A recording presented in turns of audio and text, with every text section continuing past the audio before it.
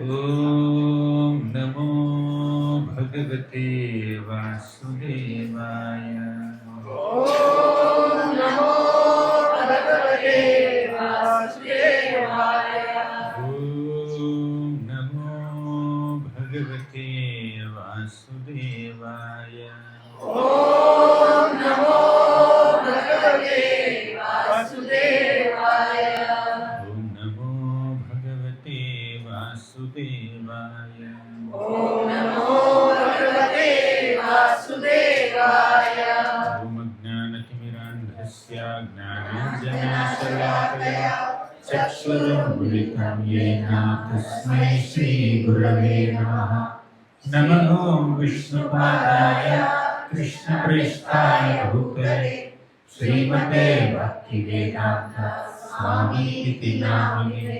Namaste Saraswati Devi Gauravani Pracharine Nirvishesha Sunyavadi Paschatya Deshatarine. Jai Sri Krishna Chaitanya Prabhu Nityananda Sri Advaita Gadadhara Srivasadi Gaura Bhakta.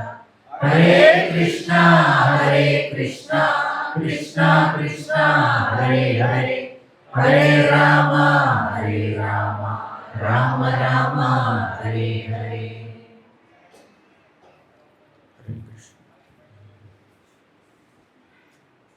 Welcome back again for this evening session. I think I was supposed to be somewhere else for session, but somehow by the transcendental arrangement of Krishna I am back here. So we will discuss on this topic how to act as an instrument in Krishna's service. Shall we keep it little interactive? Yes. So that my throat gets some relief as you are speaking. I can also learn from you. So first let's discuss the logic behind acting as an instrument. Before we understand how to act as an instrument, we need to understand why to act as an instrument in Krishna's service. What's the logic? Prabhupada often gives this example that this hand is a part and parcel of this body. Hand is a part of the body. Hand is an amsha of the body. Finger is an amsha of hand. Amsha. This is amsha, this is amsha. This nail, amsha. So part of the body. So as a part of the body, the role of hand is to contribute for the overall function of the body, right? So when I have some headache, when I put some pain balm here, a hand has to touch the balm and then apply it here. You can't say, I have conflict with the head. Hand cannot say, I have conflict with the head. I will not contribute anything to the head. Or leg has some pain, have to put some ointment here. Hand will say, no cooperation. I will not put. Head, leg cannot put on itself. Or if all the other body parts feel that we don't like stomach. Stomach is just taking all the food and not doing any contribution, while hands and looks are all doing all the services. So we'll not feed the stomach. If all the body limbs go on strike and don't feed the stomach, will the hand be strong enough? Will the leg be strong enough? Will the body be strong enough? So stomach has certain function to take in food and process it and give strength to all the other limbs, right? If you don't feed that stomach, your other limbs cannot get the strength. You can't put idli on the hand and then let the hand be strong. You can't put chapati on the leg and say leg be strong. You can't pour sambar on the head and let hand be let eyes and nose, everything will get nourished. We are bringing that in contact with food. So there is a channel through which all the bodily limbs get their nourishment and strength. So you have to feed the stomach only, nothing else. No other way of feeding. So, and through the mouth only, not through any other hole. So there is a way which is set. Similarly, we are all parts and parcels of Krishna, just like the Bodily limbs are part of this body, big body.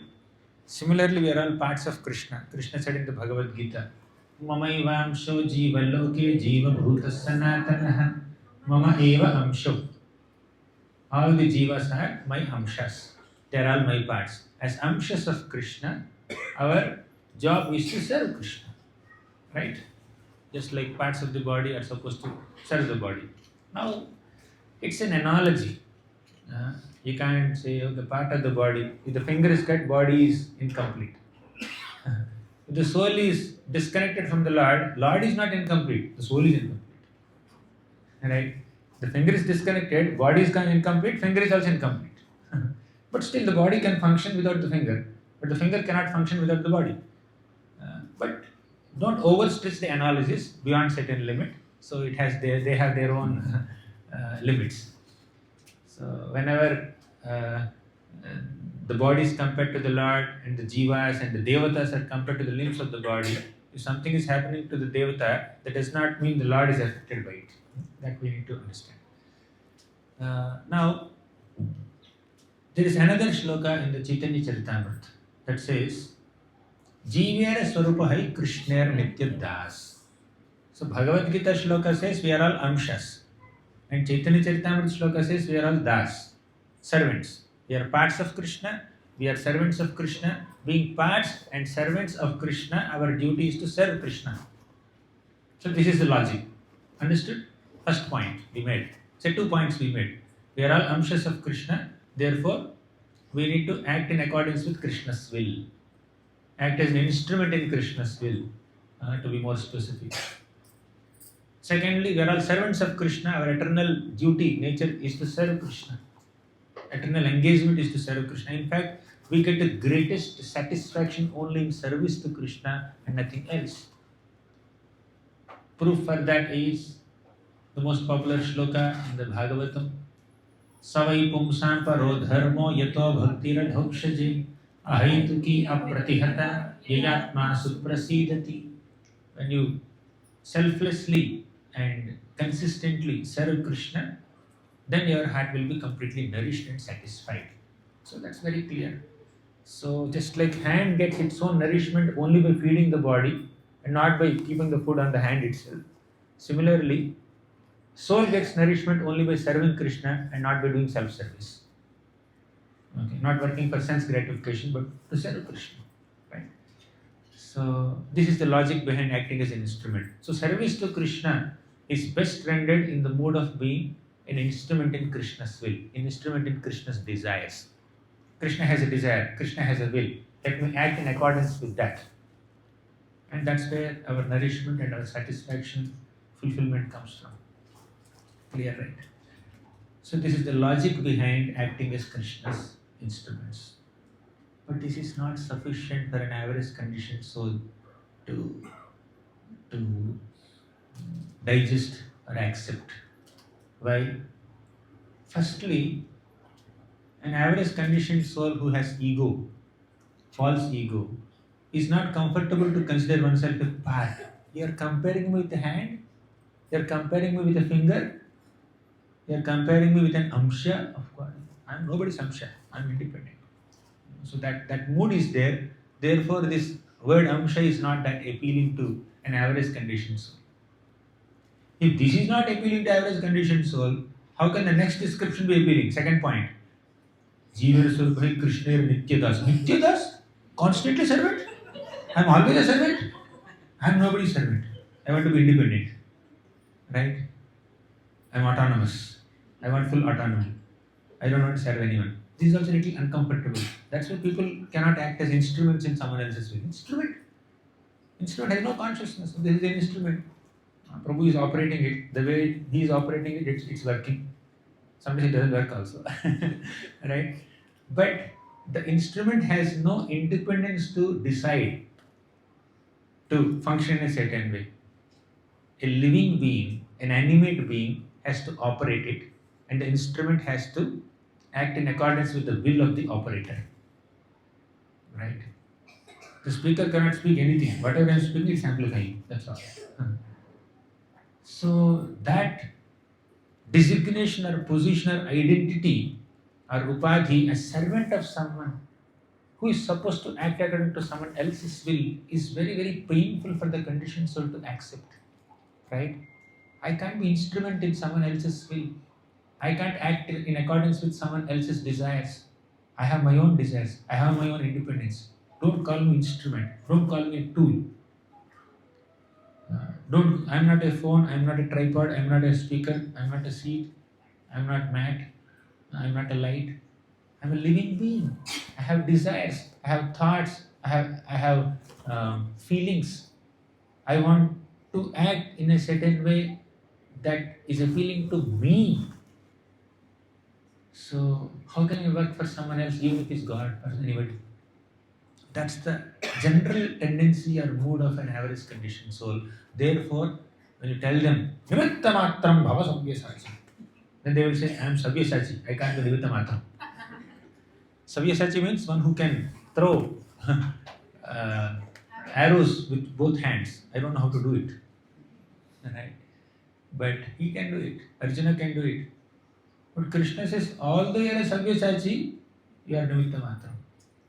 Although you are very expert, mighty armed person, very expert in whatever you are doing, but still you are my instrument only. Arjuna did not feel hurt hearing this statement, but most conditioned souls cannot accept it. Can't be instrument. Yesterday Prabhu was making a wonderful point that why so many celebrities or big people don't accept spirituality, because they are not very comfortable to attribute their accomplishment to God or anybody else or Guru. Therefore, they don't submit to Guru or God because they want the credit for all their accomplishments and activities for themselves only. They can't attribute to somebody else. Wonderful. That is the ego conditioned soul.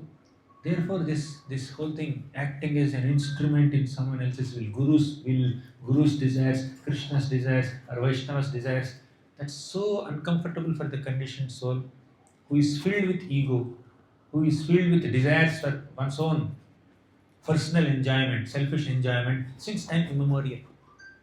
Right? So, the class doesn't end here. Class would have ended if it is easy for a conditioned soul to accept these two shlokas, Mamaivaamsho Jiva Loke, Jiva Bhuta Sanatanaha, and Jiva Swarupahe Krishnera Nityadas. And feed the stomach. Yatha taror mola nishechanena trupyanti tatskanda bhujo apashakha. Right, you water the root. Don't sprinkle water on the leaves and twigs. He said, no, I will sprinkle the water on leaves and twigs. Sufficient. I will not water the root. They said, fine. You can sprinkle the water on the leaves also. You can pour the water on the root also. You may say like that. Means, okay, the discussion goes somewhere else, but I'll just keep it like this. So the progression of this shloka, Yatha Taror Mola Nishechanena, means is that you worship the Lord, you don't have to worship any other devatas. That's the point there. But somebody may question that what's wrong if I worship other people also along with worshipping the Lord? I'll water the root also, I'll sprinkle water on the leaves and twigs also. That's their argument. Then the next example is given where exclusivity is attributed to Krishna worship. Okay, you can sprinkle water on the leaves and you can pour water on the root, fine. But you can't keep food on the limbs of the body. You have to feed only the stomach. Then exclusivity comes into picture. Then all the other shlokas will fall in place. Yepyanya Devata Bhakta, this and that. So, anyways, the point here is because we are amshas of Krishna, because we are the servants of Krishna, our duty is to act as instrument in Krishna's will. But this, all the 2-3 points that we made so far are not acceptable to a conditioned soul. Therefore, let's further the discussion. When you act according to Krishna's will, or when you act according to the will of anybody who's more powerful than you, right? Your boss is more powerful than you. You're an employee, and you have an employer. So, employer is more powerful than employee. If you act according to the will of an employer, then what will happen? The employee will give you privileges. Employer will give you privileges. Employer will give you salary or hike or whatever. So, how will you progress in your professional life? Only by pleasing someone who is greater than you in that profession, serving your boss, right? It's a simple materialistic, material way of doing things, right? Material life may how do you progress, right? So by acting according to the will of someone who is superior to you, you grow up to your full potential, or you grow beyond your assumed potential also. Similarly, in spiritual circles, when you agree to act according to Krishna's desires, you will accomplish more than what you can ordinarily accomplish. Recently, we celebrated Kartik month. So, what is the most favorite Leela that is discussed in Kartik month? Damodar Leela. Fine. So, in Damodar Leela, Mother Yashoda bound Krishna's belly with a rope. She bound him to a wooden grinding mortar. What did Krishna do? Krishna slowly crawled and dragged that wooden grinding mortar between the two tall, strong, deep-rooted Yamalarjuna trees and pulled them very effortlessly and uprooted them. They collapsed. Right? Now Krishna's desire is to liberate the sons of Kuvera. Krishna's desire is to uproot these Yamalarjuna trees. Actually, it's not Krishna's desire. It is Narada Muni's desire. Krishna is acting as an instrument in Narada Muni's desire. If you act as an instrument in Krishna's will, Krishna will act as an instrument of your will. I'll come to this point little later. Okay, let me make this point also. So, being a part of Krishna is at one level, being a servant of Krishna is at another level. But another point here is, when you act according to the will of the Lord, you are expressing your gratitude, you are expressing your love, you are expressing your emotions, you are expressing your affection. I will act according to your expectations, your will, your desires. So that's an expression of love. Oh Lord, you want patram pushpam phalam toyam? I will bring and offer it to you. Just like a child desires something, to eat something. For example, child has a desire to eat pizza. You like pizza? You like? Okay. Yeah. So mother will make a pizza and then offer. So she's working according to the will of the child, desire of the child. And it's not like an obligation. It's not that your autonomy is getting obstructed. It's not that your independence is getting intruded by someone. It's not that your ego is getting crushed. It's not that your sense of honor and prestige is being compromised when you're acting according to someone else's will. It's love. It's pure love. Who is she to dictate me? My daughter. She was born much later than me. Who is she to tell me what I should cook? Whatever I cook, she should eat. Right? Sometimes mother say that also. but when the child wants to eat something, mother will extend herself and then offer something to the child. Right? That is an expression of love. Similarly, when mother expects something from the child will do it out of gratitude. So acting according to the will of someone else can be an expression of love, affection, compassion, or gratitude or thankfulness. Both ways. So you received something from them, you are acting according to their desires out of gratitude. Right? Or you have love and affection for them, you are acting according to their desires out of your compassion, your kindness, your love for them. So love can be one motivation, gratitude can be another motivation, obligation can be one motivation, and your constitutional position is the basic motivation. You are actually servant. You have to serve, right? There are multiple reasons why we have to act as instruments in Krishna's will. And now coming to the other point, Krishna uprooted these Yamalarjuna trees. Krishna is a 2-3-year-old boy. How can he have that strength to uproot such huge trees, which are maybe 100 times taller than him? 100 times stronger than him. Fine, he's God. Although he's a child, he's in the form of a child, he's God. He can uproot. Click. But what are the instruments that Krishna is using to uproot the trees? Little rope, grinding mortar. That grinding mortar is very small, just to grind spices. If you want to make some chutney, in those days, my mother used to grind all these spices or some chutney for idli, even idli batter also, in that small little uh, roll, grinding mortar. Okay, right. Then all the mixer grinders came. So that wooden grinding mortar is so small. The amount of wood which is there in that mortar is insignificant compared to the amount of wood that is there in these tall trees. But Krishna uses that as an instrument. And Mother Yashoda did not bind Krishna with some iron chains. She bound Krishna with some simple silken ropes, household ropes. That too not so tightly. She understands, this is my child. I'm just disciplining him, but I don't want to trouble him so much. Uh, just want to restrict his movements because no one else was there at that time in the home to take care of Krishna. Rohini Mata and Balram went out on Upananda's invitation. Nanda Maharaj is out for his work and Yashoda Mata is alone. So she just wanted to keep Krishna home because he was so agitated.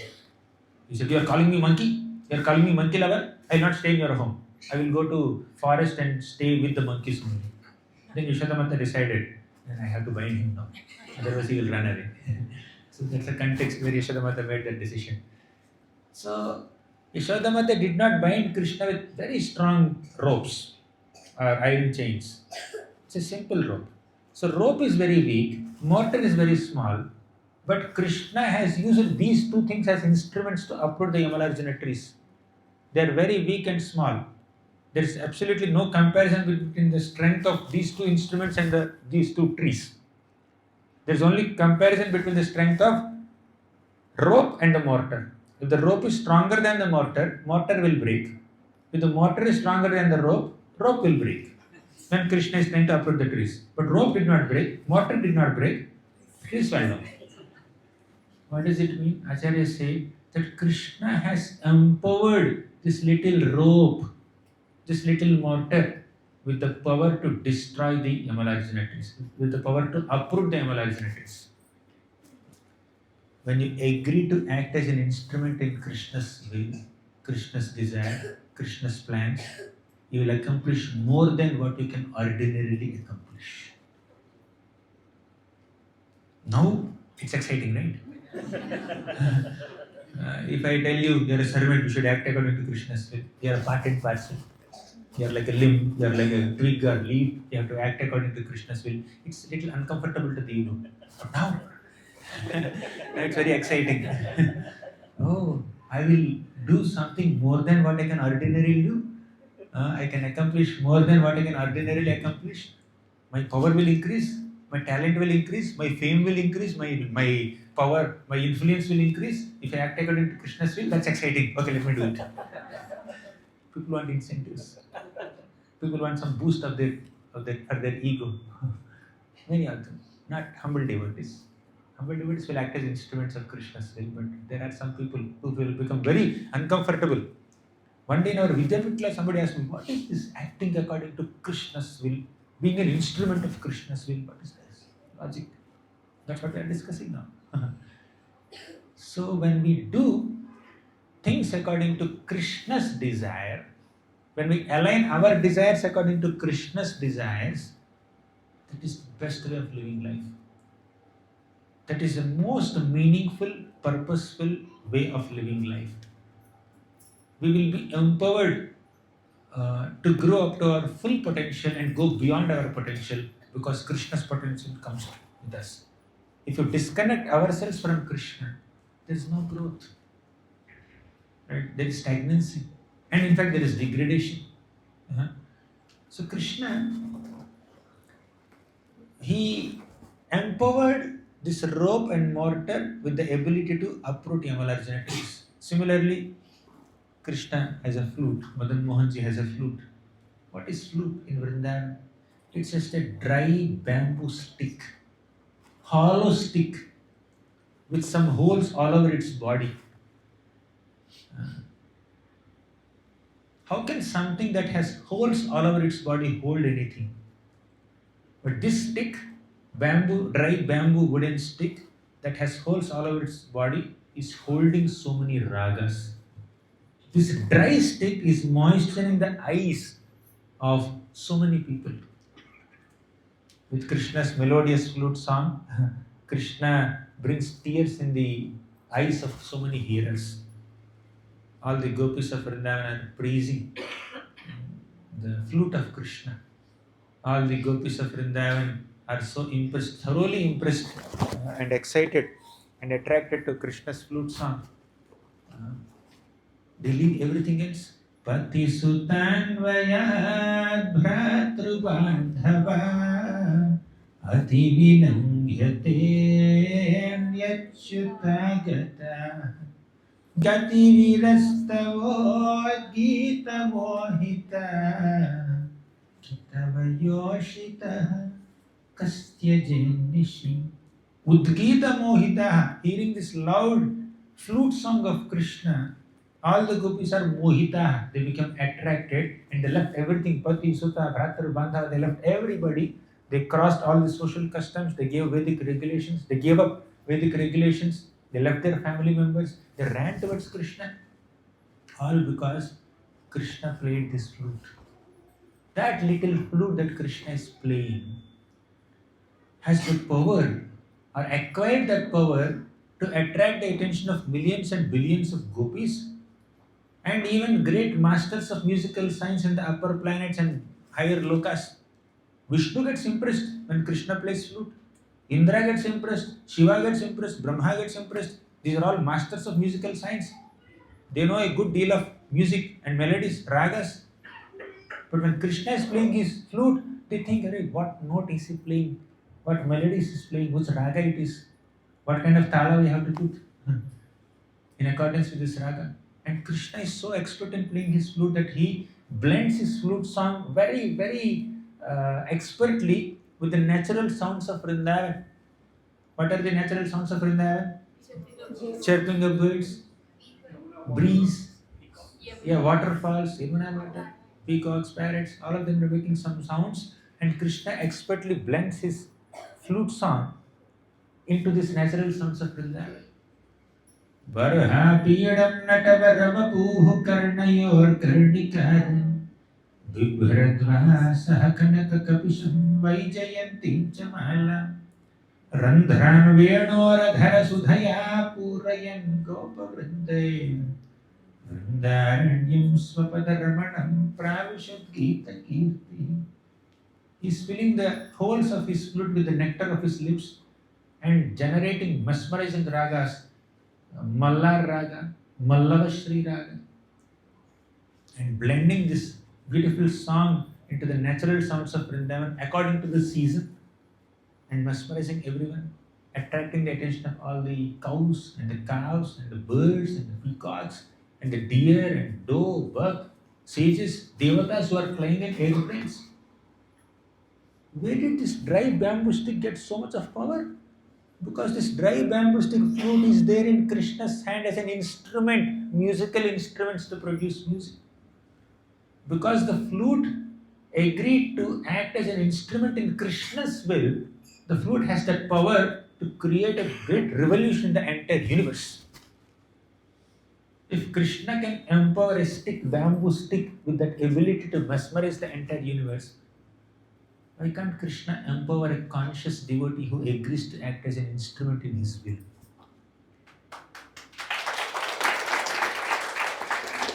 So this is the idea of being an instrument in Krishna's will.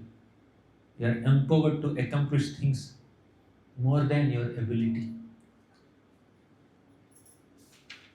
And this word instrument specifically comes in the 11th chapter of Bhagavad Gita, where Krishna said, you also repeat after me, Tasmat tvamuttishta yasho labhasva jitva shatrun bhukshva rajyam samruddham. Mayaivaite nihataha purvameva nimittamatram bhava savyasachim. Tasmat tvamuttishta yasholabhasva. Tasmat, therefore, my dear Arjuna. Why he is saying therefore? Because this shloka is a continuation of previous shlokas. Earlier Krishna already said, Kalosmi loka kshayat krit pravriddho. Means I am time factor. I have come here to destroy everything material. And rite vitvam na bhavishyanti sarve. Except you people, Pandavas, righteous people, I am going to destroy everybody on this battlefield of Kurukshetra. All these people, Duryodhan, Dushyasan, Karna, Shakuni, they can't survive. You have seen, right? They are entering my mouths. Some fire is emanating from the mouth of Virat Rup, Vishwarup, and all these people are entering that fire. So Krishna has already decided their death. I am going to destroy everybody. So tasmat, therefore, tvam, you, uttishta, get up. Tasmat tvam uttishta yasholabhasva. You get up and fight, and yasholabhasva. Yasha means fame, reputation. Labhasva means you attain. So I will kill all these people. Actually, I have already killed all these people. You just fight and win glory. Tasmatva muttishta yasholabhasva jitva shatrun means conquer your enemies. Bhukshva rajyam samruddham. Bhukshva means you enjoy. Rajyam means kingdom. Samruddham means prosperous. You attain reputation. You conquer enemies. You enjoy a prosperous kingdom. Now in these three, which is more austere?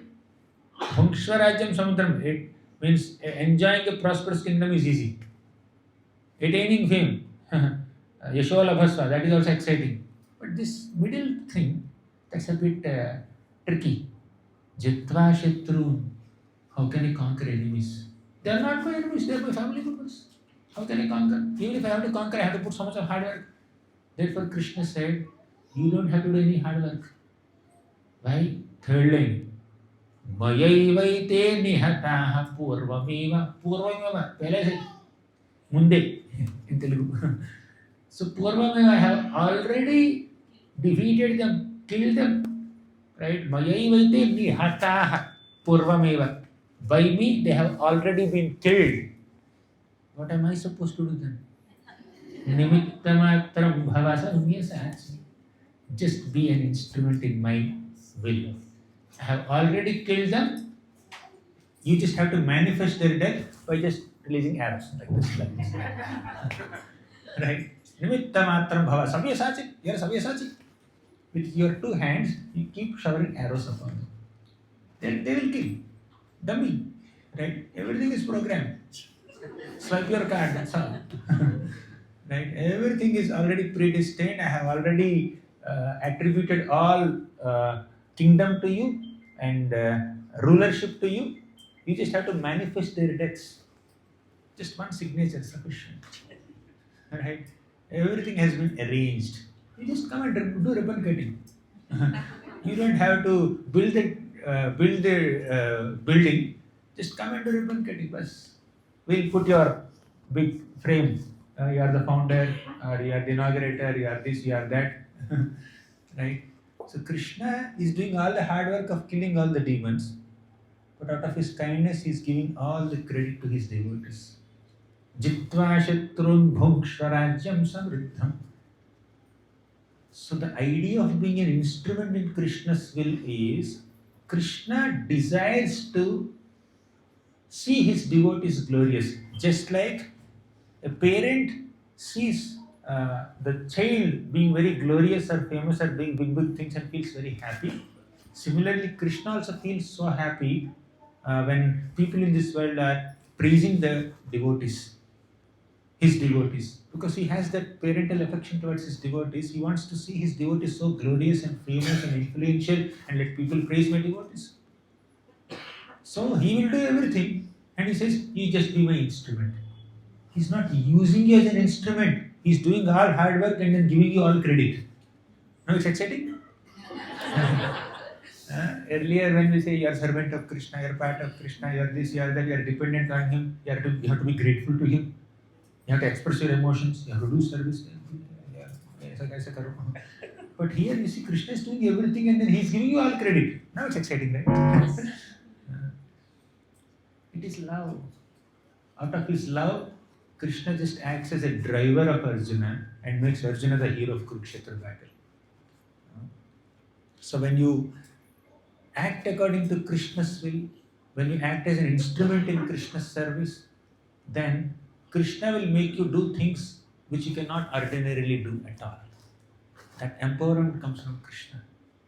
That blessing comes from Krishna. And in fact, Krishna likes to offer credit to his devotees. Krishna is called Sarvasaundarya Sangraham, means he is the collection of all beauties. The real beauty of Krishna is not just a physical beauty. Of course, it is beauty, spiritual beauty. But the actual beauty of Krishna is the beauty of his heart, where he gives more credit to his devotees than he takes for himself. Krishna is more excited to offer credit to his devotees than he takes for himself.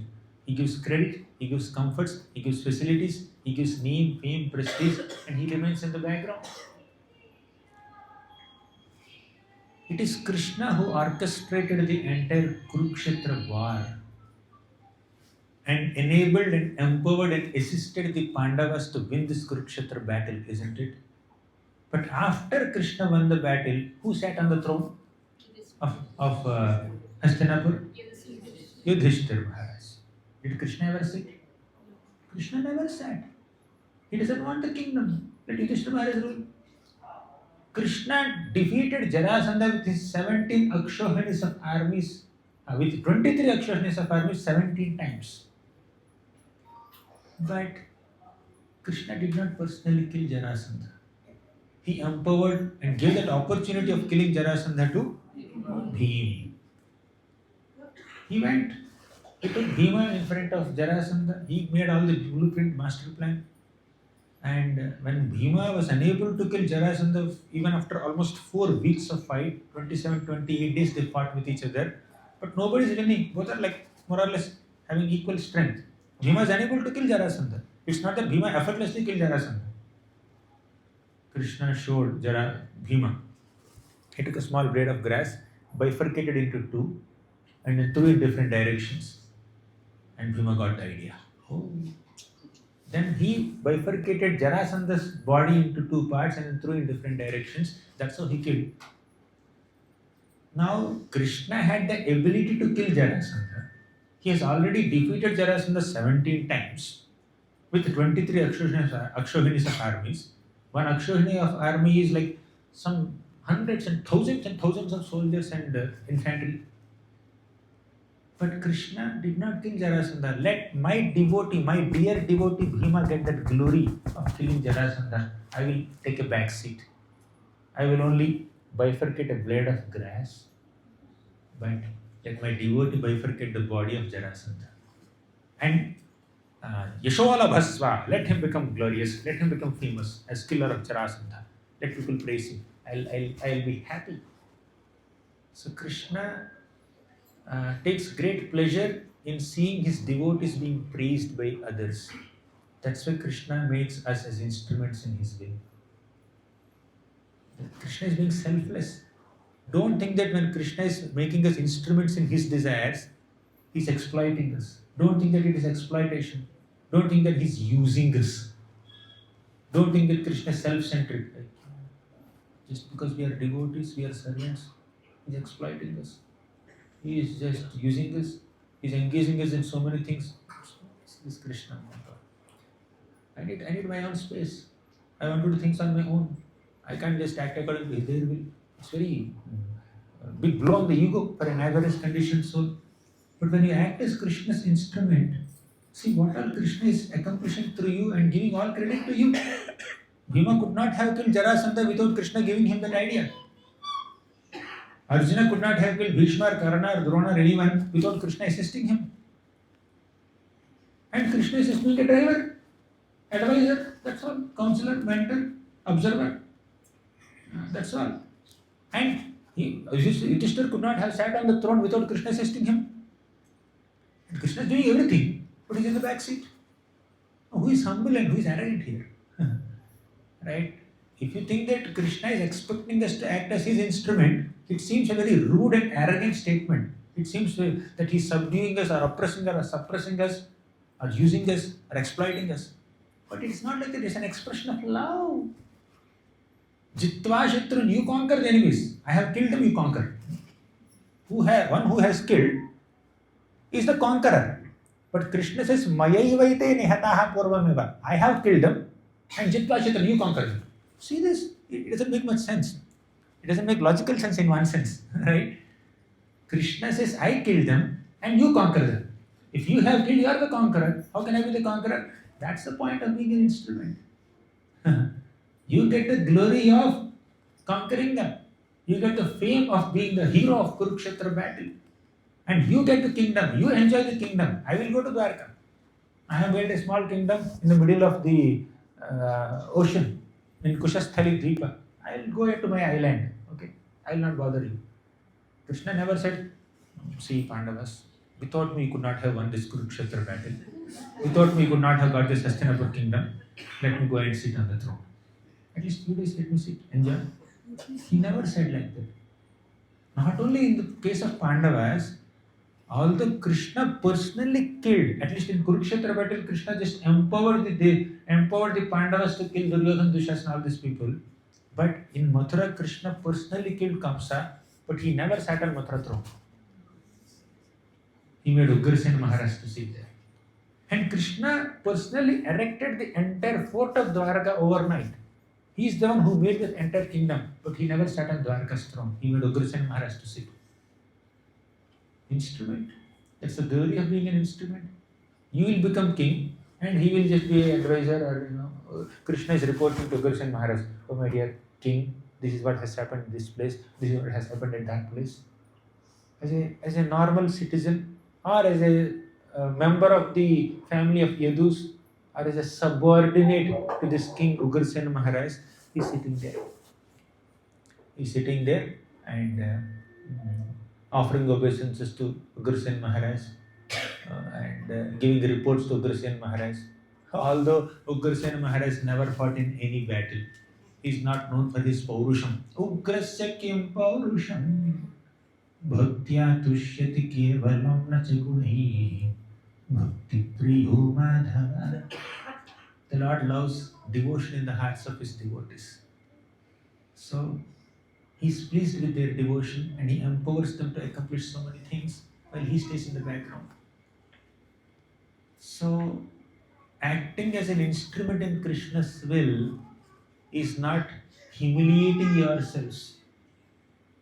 It's not allowing yourself to get exploited. It's not tolerating someone else's domination over you.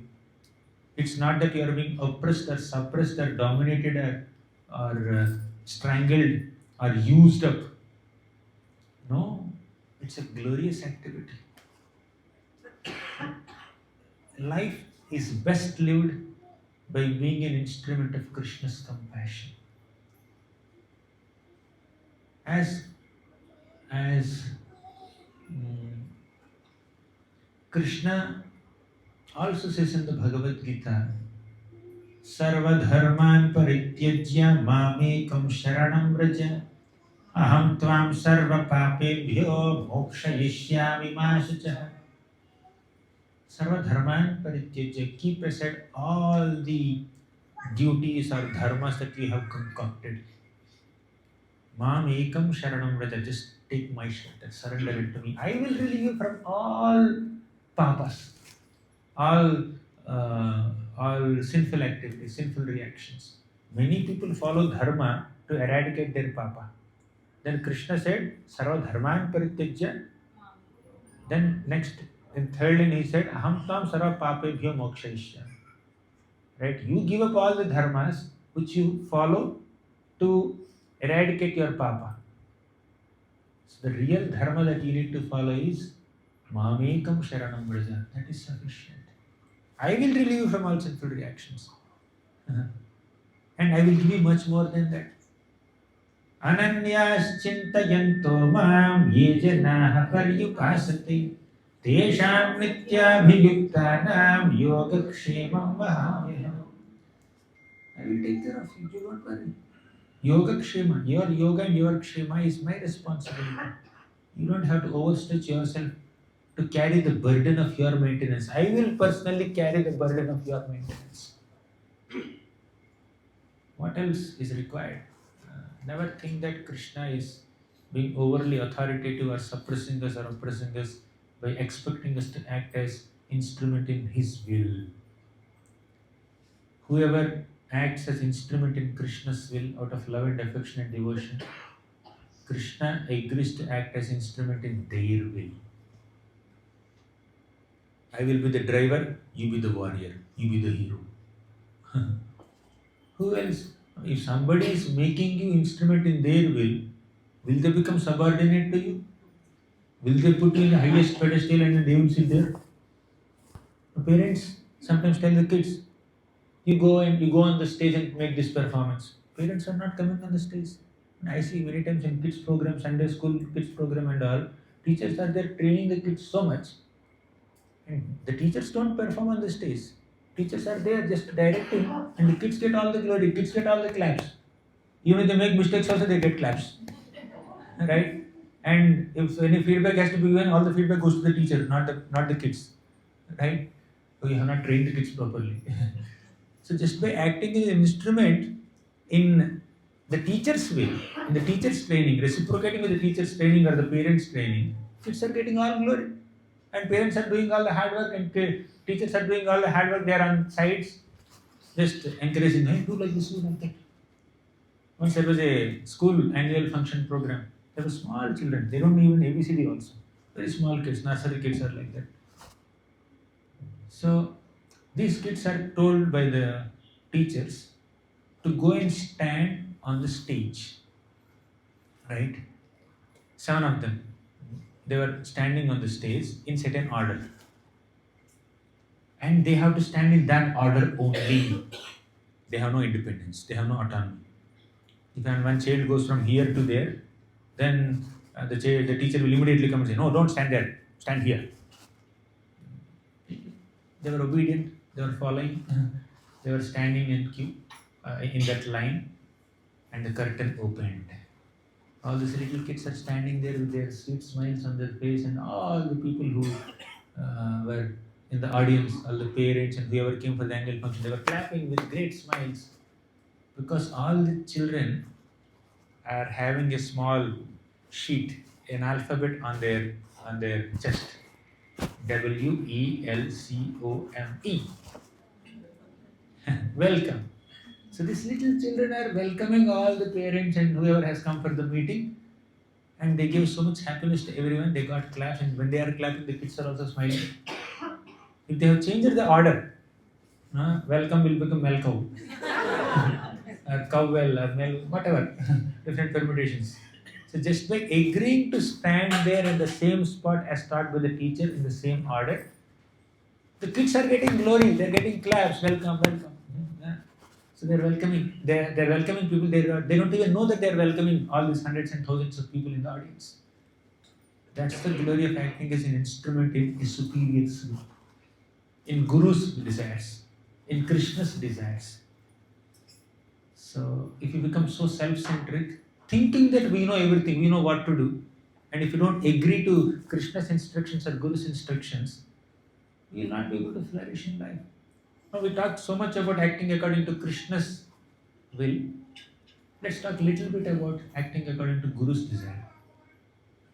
In fact, for us sadhakas, acting according to Guru's desire comes before acting according to Krishna's desire.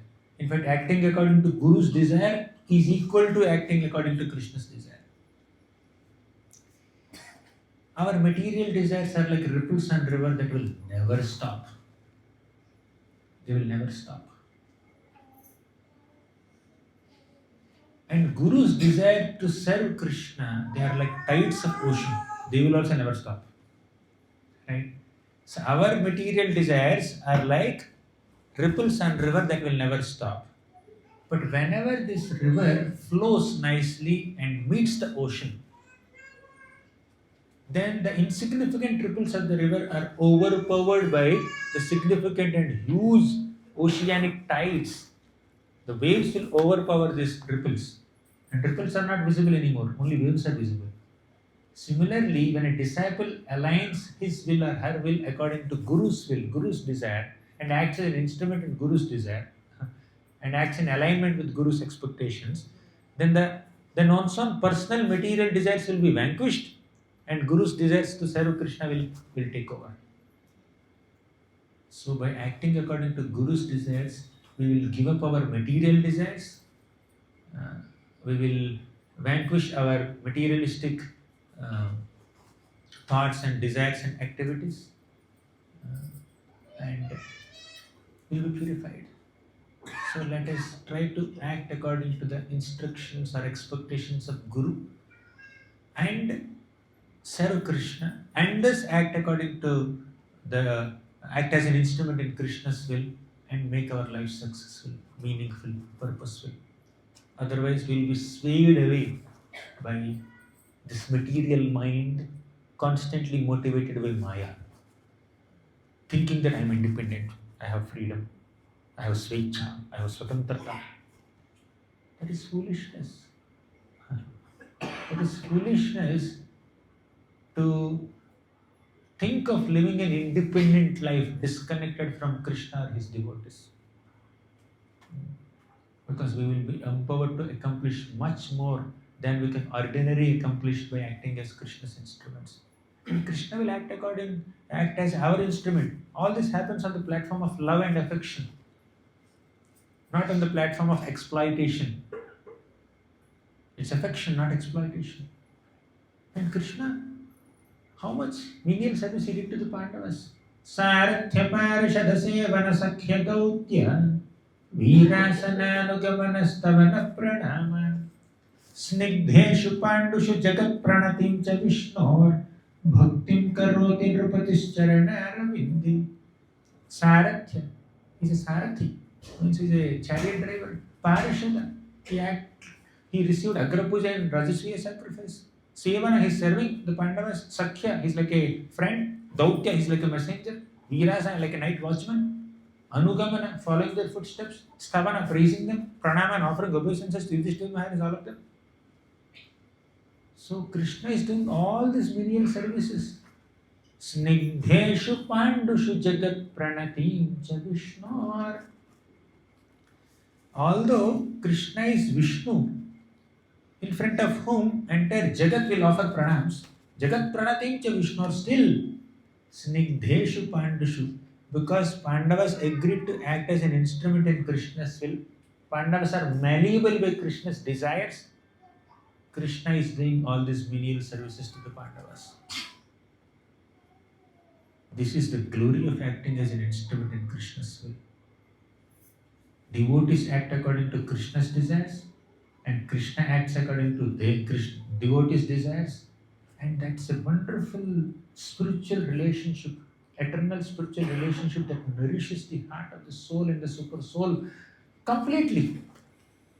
And all this selfish thinking, narrow-minded thinking, independent, so-called independent thinking, autonomous thinking, that will not satisfy anybody. Any thought or any action or any emotion that is disconnected from Krishna can never lead to satisfaction. Only those thoughts, those desires, those actions, those interactions that are Krishna-centered can nourish the soul. For that, a willingness to act as an instrument in Krishna's will is mandatory.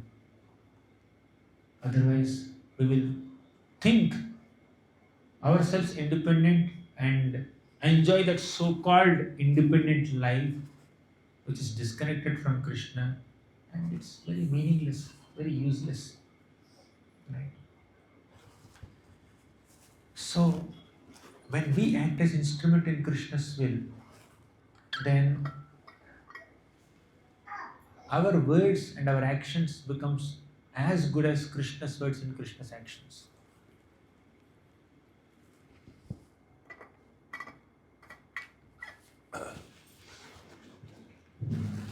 Kasmayena vibhasito yamatulo gnana pradipah pura Tadrupena cha naradaya munaye krishnaya tadrupena yogindraya tadatmanatha bhagavadrataya karunyatah tatshuddham vimalam vishokamamrutam satyam param dhimahi. In the beginning of the creation, Lord Krishna spoke Srimad Bhagavatam to Brahma, and Brahma spoke Bhagavatam to Narada Muni. Actually, Krishna in the form of Brahma spoke Bhagavatam to Narada Muni. Krishna, using Brahma as an instrument in his will, transmitted the knowledge of Bhagavatam to Narada Muni. And in the form of Narada Muni, Krishna spoke Bhagavatam to Vyasadeva. And in the form of Vyasadeva, Krishna spoke Bhagavatam to Sukadeva Goswami.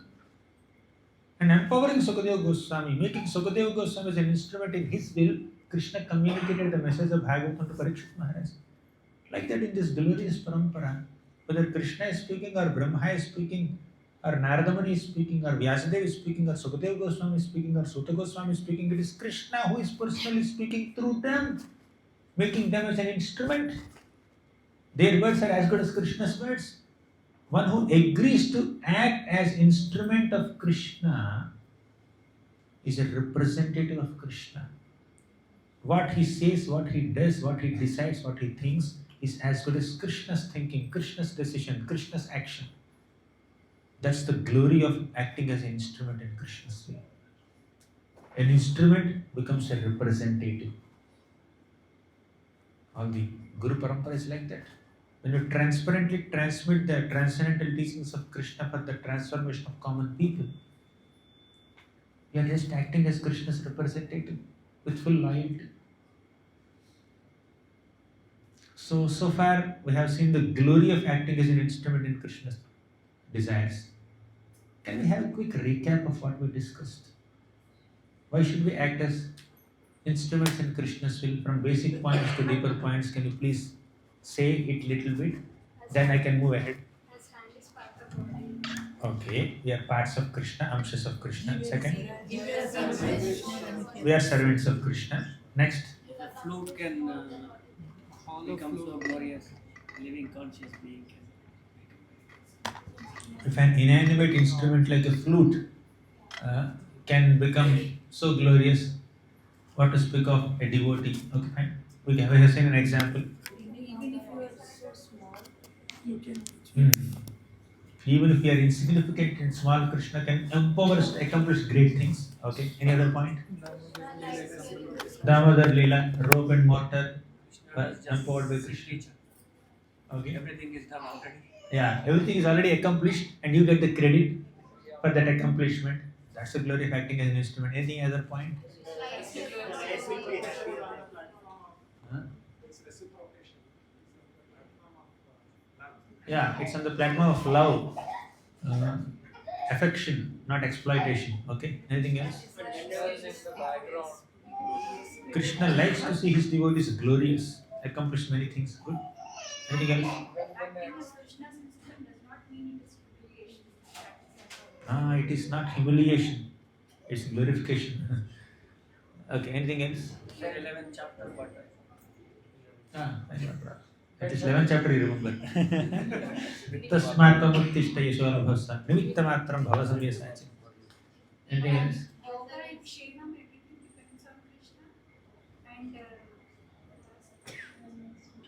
Yoga Kshema Vahamiham. One who agrees to act as Krishna's instruments will be taken care of by Krishna completely. Yes. We should not have self-pity. मेरे को instrument बना दिया. They're using me as tool, like screwdriver. I have no independence. I'm being used up like this.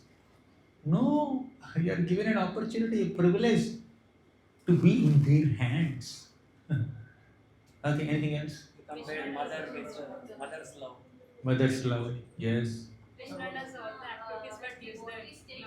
Yes. When devotee takes great pleasure in acting as instrument for Krishna, at the same time Krishna takes great pleasure in acting as per devotees. Yes, amazing. Anything from the kids? They're listening? Nothing you recollect? Mama cooking pizza. Yeah. Our words and actions become as good as Krishna's when we enter the next moment of Krishna. So Yes. we become the representative of Krishna. Yes. An instrument becomes representative. Yes. Krishna never does anything for himself. He always makes his devotees as his instruments so that he can reciprocate back and turn them glorious. Yes. Discuss example of Kamsa, he killed that Krishna has no interest to uh, take or enjoy the results of his activities. Right? He gives all the privileges and freebies and outcome results to his devotees. Krishna killed Bhaumasur, also called Narakasur. And one who kills a king can claim the kingdom of the king who is killed. Right? But did Krishna ever sat on the throne of Pragyotishapura or Narakasur's kingdom? No. Who sat? His son. Bhumidevi came, Bhumata came and said, "Here is my grandson, my son's son. He's not like my son. My son is a villain, I understand. Thanks for killing him. But he's a good person." Then Krishna said, "Okay, let's enthrone him." So Krishna has no greed for the kingdom of either Hastinapur kingdom or Mathura or Dwaraka or Pragyotishapur or any kingdom. He made, what is his name? Sahadev.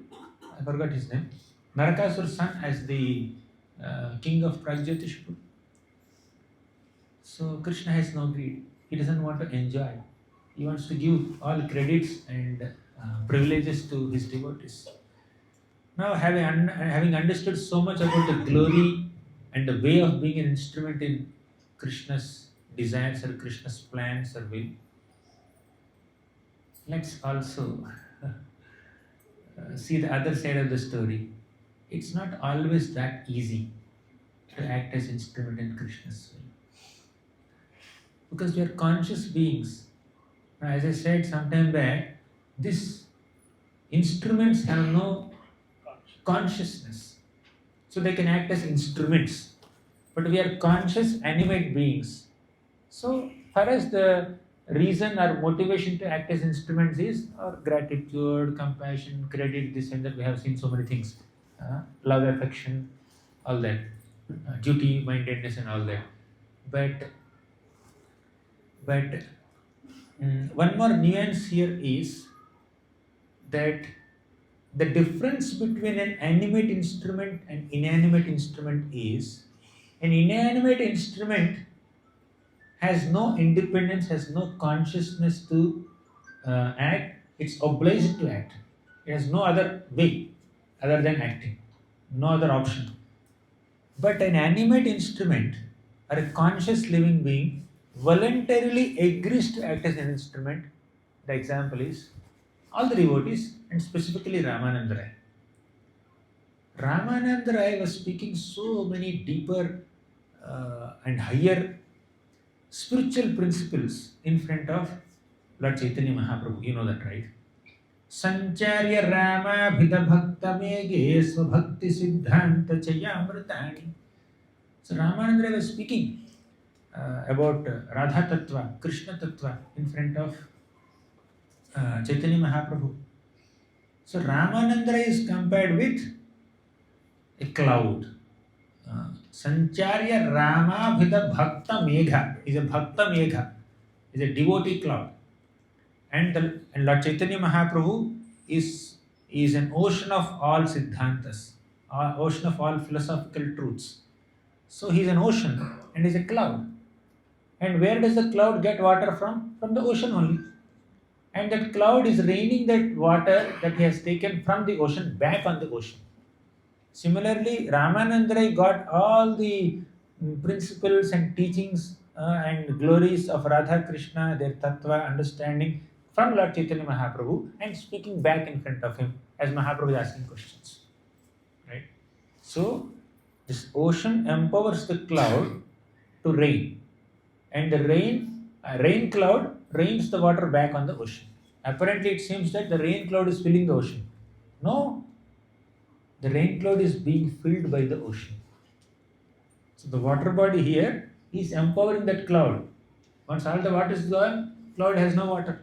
Cloud is just moving like that according to the movements of the wind. Similarly, devotee seems to be doing so many things, but the Lord is giving all the power to the devotee to accomplish all these things. Right? So in this context, Ramanandra says, Moraji Vavina Yantra Tuvina Dhari Tomar Mane Yei Uthe Tahai Uchari. You can also say, Moraji Vavina Yantra Tuvina Dhari তোমার মানে এই উঠে তাহাই উচ্চারি মোরা জিহ্বা veena yantra. My tongue is a veena. Tumi veena dhari, and you are the one who is playing that veena, right? So veena has the ability to produce so many ragas, but someone has to play it. This phone, I don't have phone. A phone has ability to click photos, but someone has to click them. On its own, it cannot click. Right? So what to click, what to capture, someone has to operate it, right? Even if you have 10 megapixel, 100 megapixel, 1000 megapixel, someone has to click it, operator. Even if it's flying on its own drone, someone is just doing with the remote. It cannot fly on its own. Even if you are making things work on artificial intelligence, AI, that NI is the source of AI. Natural intelligence is the source of artificial intelligence, right? Otherwise, artificial intelligence cannot function on its own without natural intelligence. Someone has made it, right? Anyways, so Mora Jihva Veena Yantra Tumi Veena Dhari. My tongue is just a Veena, and you are the Veena Dhari. I am speaking Radha Tattva, Krishna Tattva, and so many rasas and many other exalted spiritual truths, all because you are empowering me to speak. Without you giving me that strength and inspiration, knowledge, I won't be able to speak anything. Tomar mane yai uthe tahai uchari. Whatever you desire to hear, my tongue is uttering that. The ability of my ability to speak Radha Tattva or Krishna Tattva is your desire. I won't be able to speak Radha Tattva or Krishna Tattva or anything else without you desiring to hear it, without you empowering me to speak it. And one more point he said, Chahi Nachiba. He said, you are like a wire puller. I forget the Bengali there. You are like a wire puller. You know, in the olden days, people used to have these puppet shows, right? 5 fingers. You tie 5 threads to it. Here is Narsimhadev, here is Prahlad Maharaj. Or here is Hiranyakashipu, here is Narasimhadev fighting. So all this through this wire pulling only. That screen is seen, hands are not seen. Somebody is operating it. Oh Lord, you are the wire puller and I am the puppet. Puppet's movement is depending on how the wires are being pulled. So, the way you make me dance, I will dance. The way a puppeteer makes the puppet dance, the puppet will dance. Clear? But here, he is not a inanimate puppet. He is not a lifeless puppet. He is a conscious living being. Therefore, he says that I want to dance according to your desire. Not that I am dancing according to your desire. My desire is to dance according to your desire. Chahi nachi bar. I desire to dance according to your expectation. Therefore, in acting as an instrument in Krishna's will, a devotee has a voluntary spirit. It's not that a devotee is obliged to act as Krishna's instrument. It is not that a devotee has no other option. I have to become an instrument. Not like that. I want to become an instrument. There's an eagerness. There's a voluntary spirit. There is so much of affection and zeal to act according to Krishna's desire. That's what makes the devotee's life glorious. So when you have that great voluntary spirit, then Krishna may make you an instrument in very unimaginable ways, unconventional ways. Earlier we have seen so much glory attributed to the instrument. Now let us see austerity attributed to the instrument also. We have seen on one side, we have seen that how Krishna empowered Bhima to kill Jarasandha. Krishna empowered flute to mesmerize everybody. Krishna empowered that wooden grinding mortar and the rope to uproot Arjuna trees. We have also seen how Krishna empowered who else?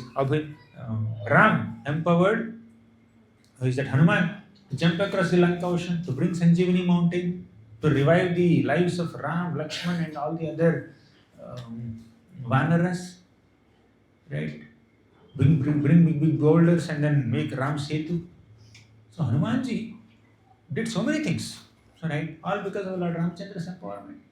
So we have seen how the Lord empowered so many devotees to act in so many ways. So acting as an instrument in Krishna's hands will make you do things beyond your ordinary capacity. That we have seen.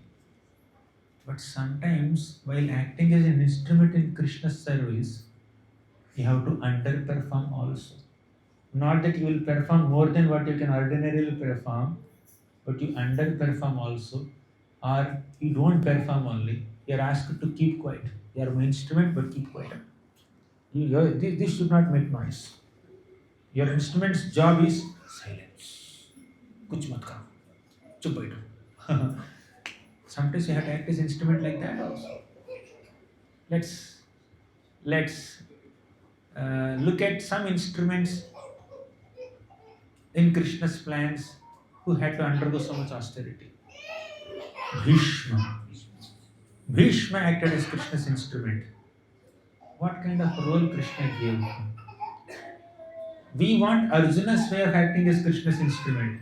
But how many people want to act as Krishna's instrument like Bhishma? Bhishma was made to fight against Dharma, against Krishna, against Pandavas, while standing on the side of Duryodhana. For a pure devotee like Bhishma, for a Mahajan like Bhishma, to fight on behalf of Duryodhana, such a humiliating situation, such an insulting situation. Even till date, people misunderstand Bhishma. Even till date, people comment on Bhishma. Even devotees misunderstand Bhishma. And Bhishma had to embrace all that bad reputation for all time to come. Although whatever he did 5,000 years back. Even till date, people are misunderstanding Bhishma. And Bhishma agreed to act.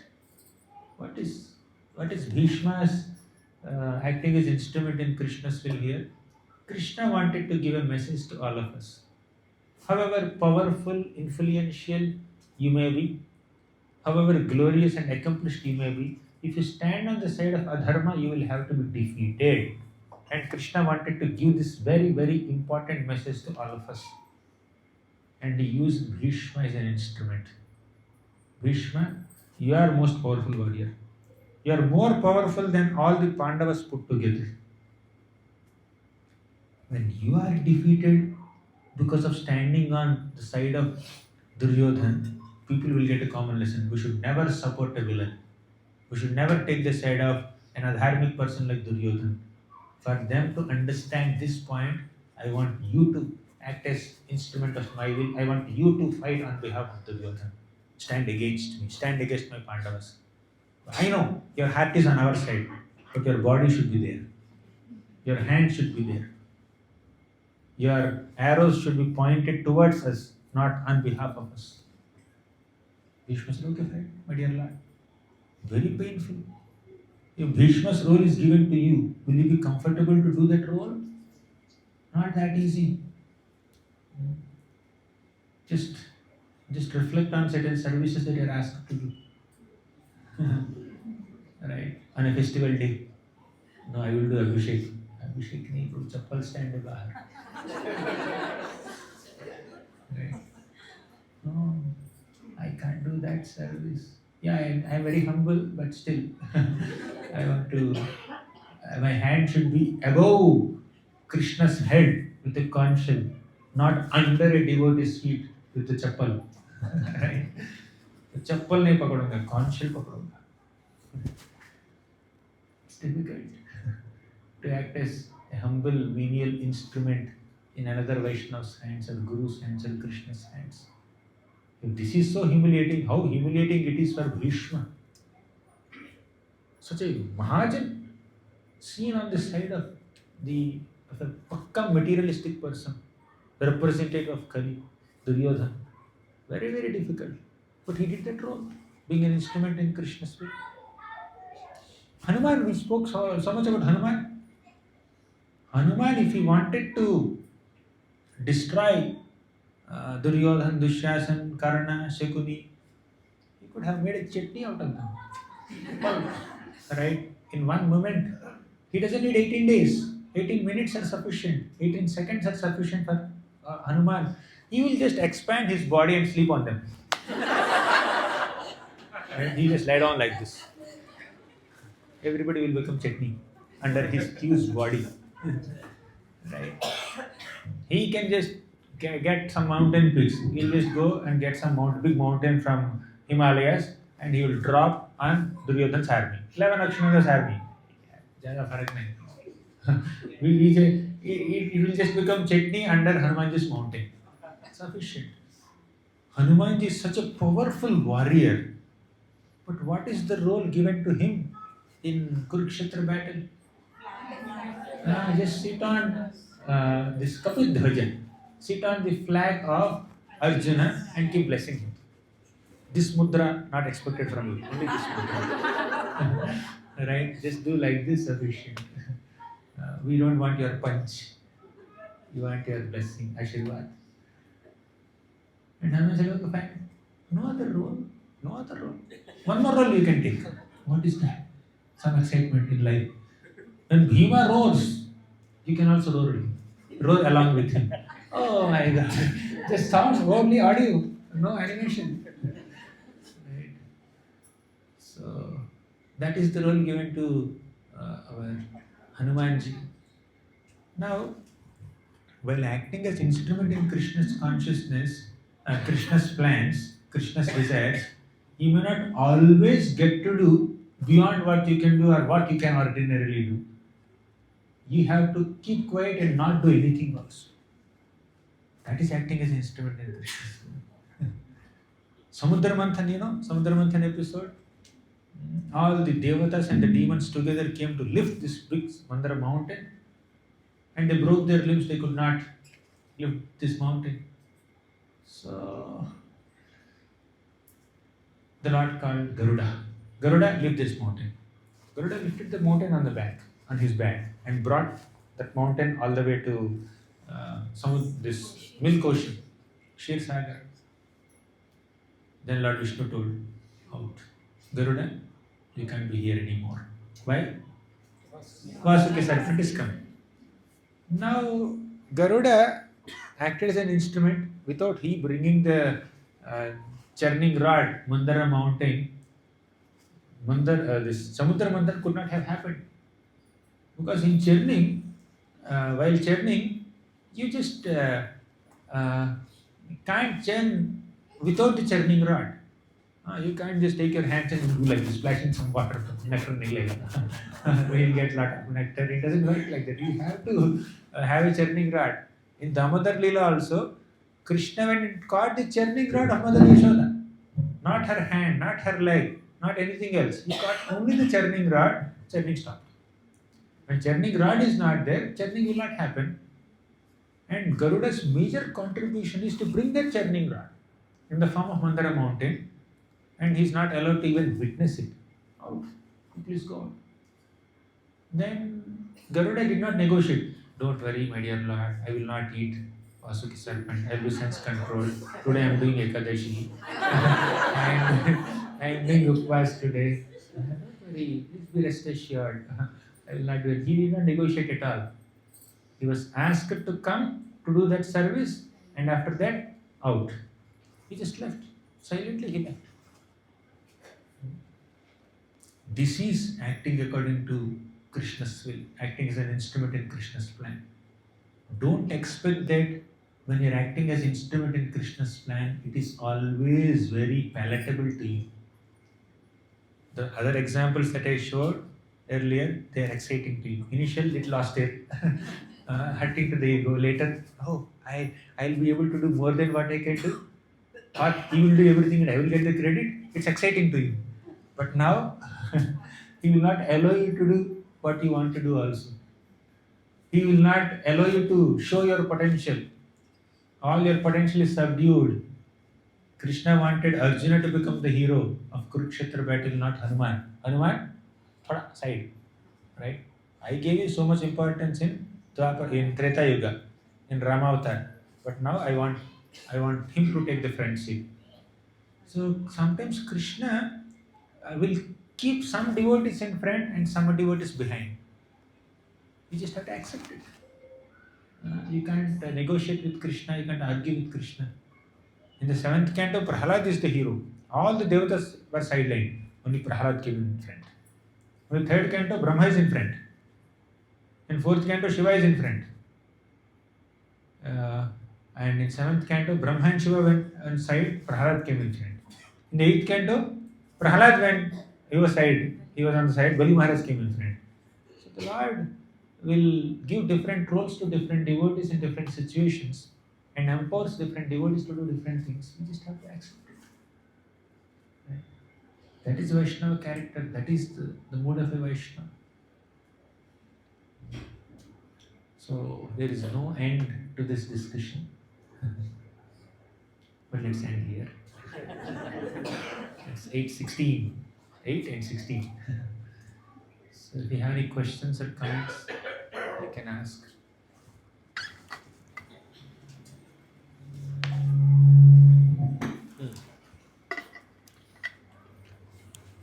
Before that, let's do a little more recap.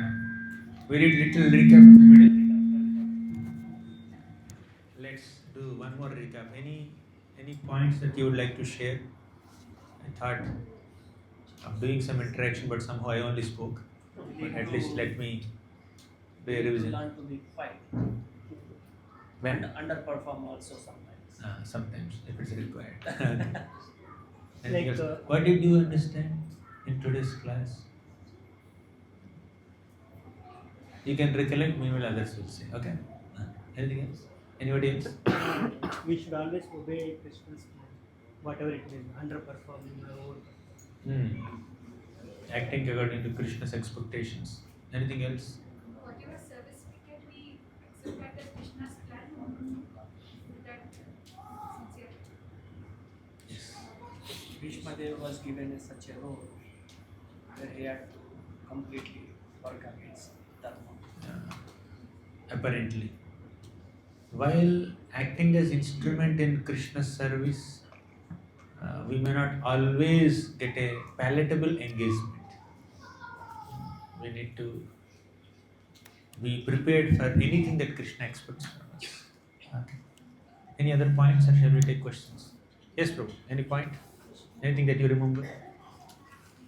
His will is Guru's will is also more than can be more than even Krishna's will. Yeah, correct. Yes. The question, okay. Actually, it's not like Krishna is actually coming and telling us, okay, this is the service or whatever. But does it mean that whatever is happening with us, we just take it as Krishna's will and just go on with the plan? Or where does Our free will, yeah, our common sense, our intelligence. if we use free will, is it like going against Krishna's plan? Or what exactly, how do we do it? Krishna has given us certain teachings, protocols, policies, norms, an understanding of dharma, what is appropriate, what is inappropriate, what is good, what is bad, and all that. So, using this knowledge, using this discretion or discrimination between dharma and adharma, we need to align our moods and deeds and needs to that dharma and voluntarily and eliminate adharma and avoid adharma. Right? So, that is free will. That is exercising free will. You need to exercise your free will in such a way that you align all your moods and deeds and needs in accordance with dharma and avoid adharma. Till then we have that free will. We can exercise that free will. and also avoid miseries as much as possible. Avoid any unnecessary inconveniences. Avoid any threats or unpalatable situations, unhealthy situations or whatever. Avoid as much as you can. But despite all your efforts, you won't be able to avoid certain adharma, avoid certain difficulties or miseries. Then just accept it. Right? When situation is beyond your control, surrender to the situation. When situation is within your control, you can rectify, you can bring in a positive transformation in the situation, exercise your power. So this is what we can do. Does it make sense? Does it answer your question? Alignment means aligning with whatever is given with Hmm. the Shastra. Yes. Any other question, comment? Gachibowli. So this is the question which I have since long time. Prabhuji, you said that we have to align to Krishna's plan, and Krishna gave through his teachings that what is dharma, what is adharma. So among dharma, Krishna has different plan to each devotee. Prabhuji. So how to know what is the plan of Krishna for me, so that I can We align? may not know, and we need not know also. If we know, that's fine. If we don't know, no problem. All we need to do is we have been given a regimen by the acharyas. We have been given some guidelines to perform sadhana bhakti by the acharyas. Let's do it. Right? And we have been uh, given an opportunity to perform certain services for the Lord. So let's serve. Seva, sadhana, swadhyaya. So these are our sadachar. This is what we need to do. We have to do. So Krishna will extract what what we are meant to do. Sometimes we have to do some decision making. You can always consult Vaishnavas and come to the best possible outcome. But what Krishna is expecting from us, it is communicated to us through Guru and Vaishnavas, and of course our own contemplation to some extent. But let let it unfold. Let's not forcefully try to know it. Right? Calico. Let's not forcefully try to unfold it. It's very curious. I don't know. But let's do our service. Let's do our parishrama to the best of our ability. Then Krishna will reveal when the right time comes. He will reveal through his devotees, through the Vaishnavas, through Guru, through Parampara, through situations. So let's be observant. Let's be introspective. Prabhuji, like one more doubt is one should be observant, one should be introspective. But I'm suppose if I think I'm not so smart enough to be observant or introspective. So even though Krishna is revealing me, but I'm not taking it as a consideration, and I'm just doing sadhana by regular self. Then also fine. Okay. Sometimes devotees may be very simple, uh, innocent. They may not think so much. They just go with the flow. Uh, that's fine. Krishna will take care of them. As long as their sadhana, sadachar, they are good, their intentions are good, they have purity of thought, Krishna will take care of them. Yoga Kshemam Vahamiham. We should have that faith at least. We may not be so analytical or introspective, or like we may not be so great visionaries, etc. That's fine. Right? Somebody may be simple hearted or innocent. Just stick to simple performance of sadhana bhakti, Krishna will take care of us. Not that only big visionaries or leaders or big people only will go back to Godhead. Simple hearted devotees also can go back to Godhead. Nanda Maharaj was very simple. And Vasudev, he can understand politics being a Kshatriya. So Vasudev said, Nanda Maharaj, you go to Vrindavan as early as possible. There may be some demon attacks. Because Vasudev knows the political situation, what comes as planned. Kamala has dispatched so many demons to kill all the kids who were born in the last 10 days. So Vasudev knows this and he told Nanda Maharaj. And Nanda Maharaj said, yes, I will go. Simple hearted Nanda Maharaj. He went. By the time he went, Putana attacked Krishna and then Putana died there. Then Nanda Maharaj thought, oh, Vasudev must have become a mystic yogi. He could predict what's going to happen here. Right? What a simplicity was thinking like that. Right? So devotees can be very, very simple-handed also. Not naive, but simple-handed. Hanumanji is very powerful, very intelligent, but he's very simple-handed also. One day Sita Devi was putting some sindoor on her forehead. Hanumanji said, "My dear mother, what are you doing? What is this orange red dot on your head?" Yeah, but brahmachari, what will he understand about sindoor and all that? She said that if I put this, Lord Ramachandra will be happy. Oh, really? Then Hanumanji applied sindoor all over his body to make Ram happy. Prasanna ho, Prabhu, prasanna ho. Right? Seeing my sindoor. So this is the simplicity of Hanuman, always very intelligent. So it is really a special quality. People who are very, very intelligent and smart, they can't be simple, they can't be innocent. People who are very simple-hearted and innocent, they're generally little naive and they can't be very smart and intelligent.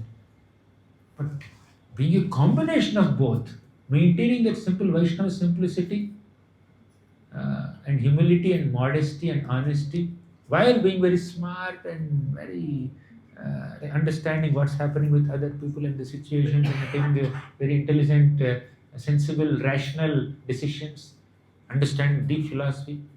This combination is really rare. There are some rare Vaishnavas. Hanuman is one example, and even amongst our contemporary circles, we can see some devotees are like that. Very intelligent, very sharp, but very simple-hearted, very down to earth, very modest, very humble. Devotee should be like that. Doesn't seem very easy, right? Okay. Any other question? Yeah. Can I ask?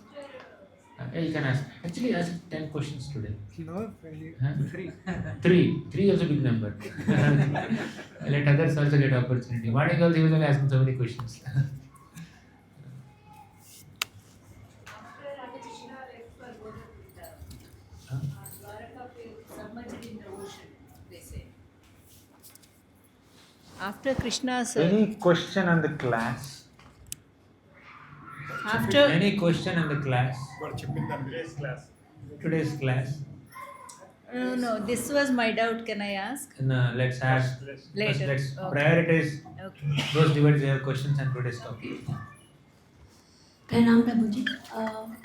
As you said, being an instrument to Krishna is not always we will get fame, yasho, and all. Like sometimes, you give an example of Hanuman and Bhishma. Like they're given very simple roles in Kurukshetra, or sometimes very humiliating. Because they're very great personalities and they're the highest bhaktas, they're able to be as the instrument of Krishna. And we being a normal human being, like in our daily life, we are sometimes overpowered and we also get a message from Krishna to be very simple or just be calm. And sometimes we also face some very accidental situation or shocking situations which we don't expect, being like we think that we are Krishna bhakta, so everything will be going good with us. We also face like many bad situations, like loss of someone close to us or something bad, like failures in life. So how do we get that power to face such situation and still move on with that positive attitude that we are being played as a flute for Krishna? Acting as an instrument in Krishna's plans and Krishna's desires is at one level. And experiencing the results of our own past, good or bad deeds, is another level. We need to do both. So, while doing some service to the Lord, you may act according to His expectations, considering yourself as a tool or instrument. That's fine. That's one level. But by using or misusing our free will, we have done so many good and bad deeds, and we need to face those consequences. Sometimes they are unpalatable. Whenever we are facing an unpalatable situation, it's not that Krishna is treating like Hanuman or Bhishma and asking us to take a low profile. It could be a result of my own past misdeed. Don't think that Krishna is always using me as a small instrument only, not big instrument. He's always sidelining me. He's always using me as an instrument in this way only, not that way. I want to be instrument like Arjuna, not Bhishma. Like Hanuman in Ramayana, not in Mahabharata. No, sometimes we may lose something, or we may face some difficulty, or have some kind of unpalatable situation because of our own past misdeeds also. We have done so many aparadhas, we have so many anarthas, so many misdeeds. We will get that result, consequences. There also Krishna's hand is there. There Krishna is not using as an instrument in his plan. There Krishna is teaching us a lesson. Krishna is punishing us and purifying us. By giving that punishment for our past misdeeds, Krishna is purifying us. See it from that perspective.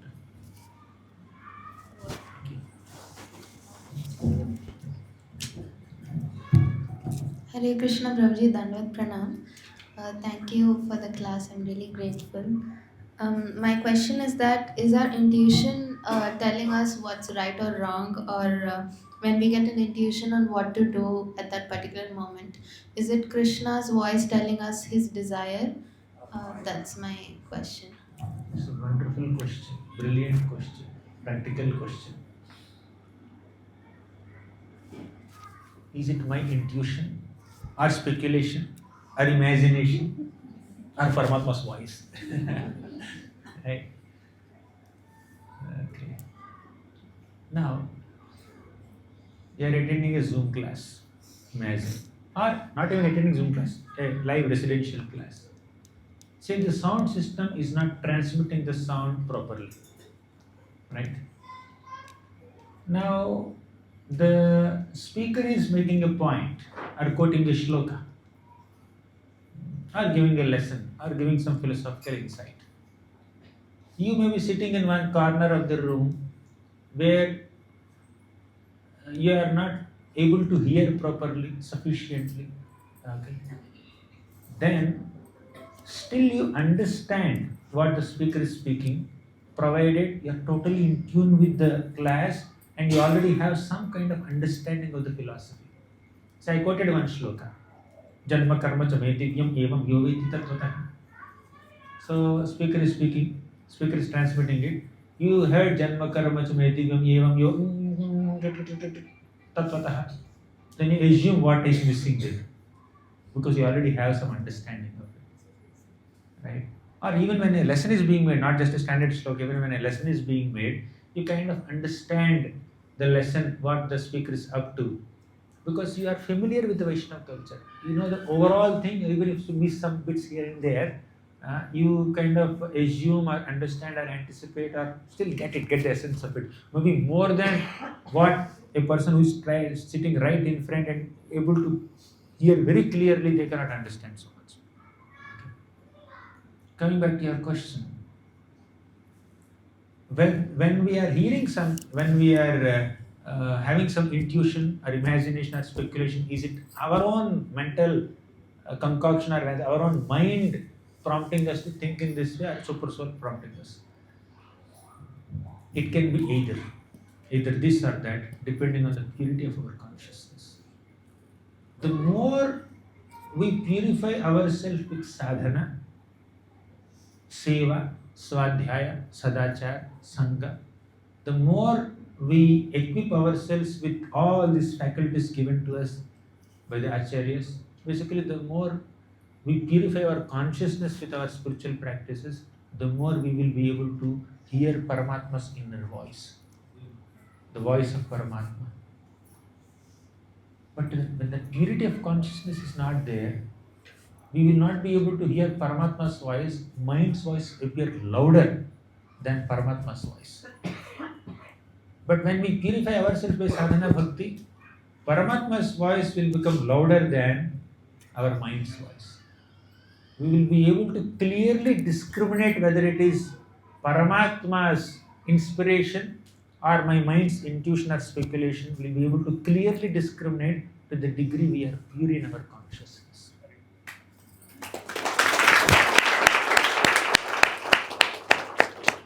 And that purification happens by service to devotees, sincere sadhana, shastric study, japa, all these things, darshan, dham darshan, all the 5 elements, 5 panchanga bhakti, or 64 limbs, or 9 processes of bhakti, all of them will slowly, gradually purify our consciousness, then we will be able to differentiate.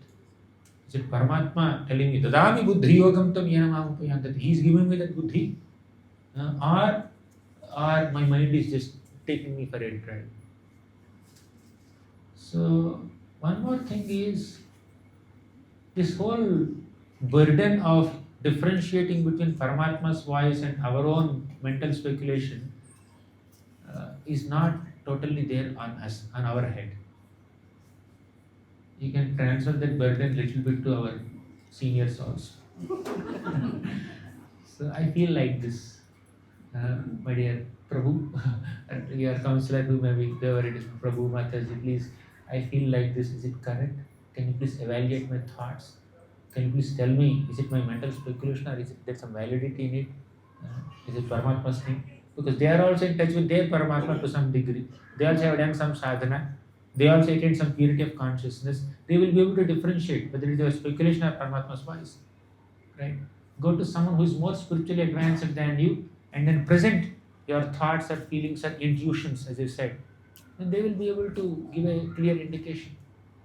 Take a second opinion if you want.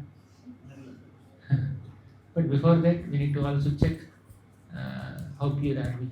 That's why someone who is not practicing bhakti, they will have hundreds of speculations. Manorathena sati dhavato bhahi. But someone who has heard Krishna, who acquired that knowledge of Krishna consciousness from a bona fide source, for them, nashto moha smritirlabdha tat prasadan mayachyuta sthitosmi kata sandeha karishye vachanam tava. They will have super clear consciousness. Nashto moha, all illusions are gone. Smritirlabdha, they regain memory. Tat prasadan mayachyuta, with the prasada, with the mercy of the Lord. All the doubts are gone, clear. With a clear consciousness, they'll enter action mode. They'll fight. They'll serve. Makes sense. Prabhuji, one more follow-up question to when you were answering Mataji. I had a question that was when we are in a particular situation, is it necessary to really introspect if it's are we being an instrument or is it our karma? Is it really necessary to introspect that? I don't say it's necessary. There's nothing wrong in it. Whether I am facing this situation, unpalatable situation, as a result of my past misdeed, or Krishna is using me as an instrument. Nothing wrong in thinking that way. But sometimes it may not be needed also. It all depends on the situation. You have some case study in mind to ask like this? General. Okay. Hare Krishna, Prabhuji, Dandavat Pranam. Thank you for this wonderful class. Prabhuji, my question is, as you've said before, Krishna empowered the wooden mortar and the ropes to help in uprooting the Yamalarjuna trees. So why can't he also empower his devotees to for his service? Why can't he What empowerment do you want? them to What do you want to do? You have to preach all your school kids. Like Prahlad Maharaj and make all of them devotees. What empowerment do you want? Okay, continue the question. why can't Krishna himself empower his devotees to act as his instruments? He empowers. Why do you think he is not empowering? Why can't Krishna empowers? Did they have some example where Krishna did not empower somebody, although they deserved to get that empowerment? You have some case study in the mind? You have some example? Krishna empowers. All deserving devotees are empowered to do so many things more than what they can do ordinarily. All of us are empowered.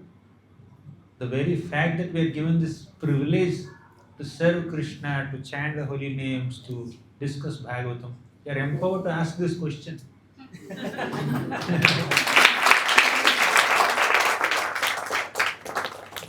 Without that empowerment, we won't be able to do anything. So Krishna is empowering. Point is, many people can't accept that empowerment. They are not ready to take it. I empowerment baad mein lo. First, let me do my activities. Okay. Thank you. We'll conclude 8:40.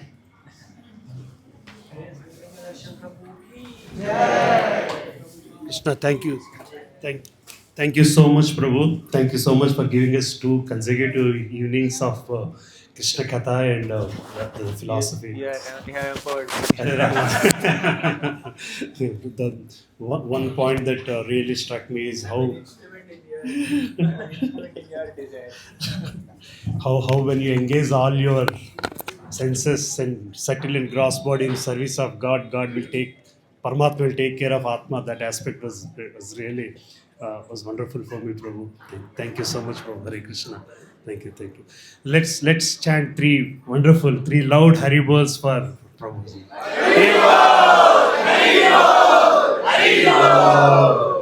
We want many more of such opportunities, Prabhu. Thank you so much for giving us this class here in Bhakti Center. Thank you, Hare Krishna.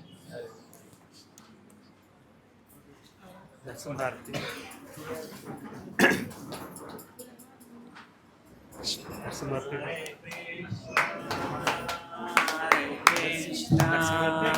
Krishna Krishna Hare Hare Hare Rama